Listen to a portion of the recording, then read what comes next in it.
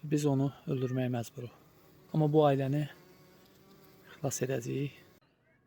Tüstümüzü qalamışıq. Tüstü şeş doludur. Papaq da başımızda. Arçı papağı.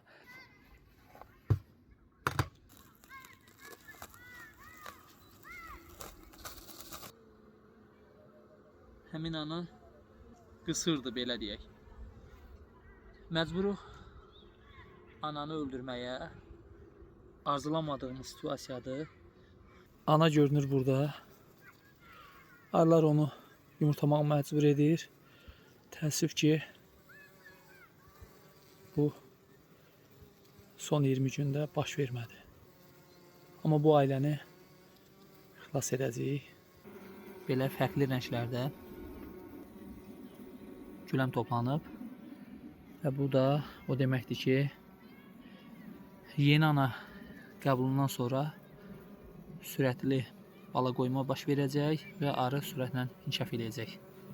Bu ailənin balı var, çiçək tozu, güləmi var, yeri təmizdir, çərçivələr təmizdir, yetərincə qoşunu var, çatışmayan anadır.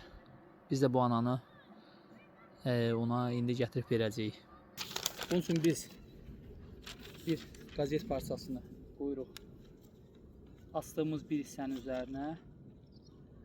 Boş mərtəbəni yerləşdiririk bura.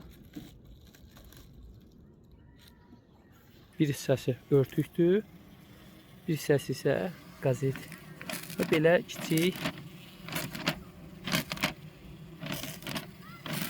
deşiklər açırıq ki, iki ailə rahat bir-birinə birləşsin. Bu ikinci mərtəbədə burada 2 çərçivəlik bölmə arıdır. Bu arının anası var və biz həmin qazetin üzərindən bu 2 çərçivəni yerləşdirdik, ara kəsməni qoyduq. Burada bir ballı çərçivə var yenə.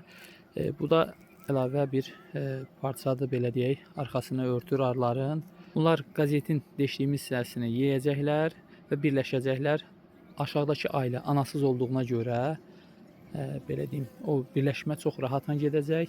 O ailə zəif olduğuna görə güclü qoşuna ehtiyacı var. Digərinin isə anası olmadığına görə anaya və analı ailəyə ehtiyacı var. Bu yüzden birləşmə rahat baş verəcək.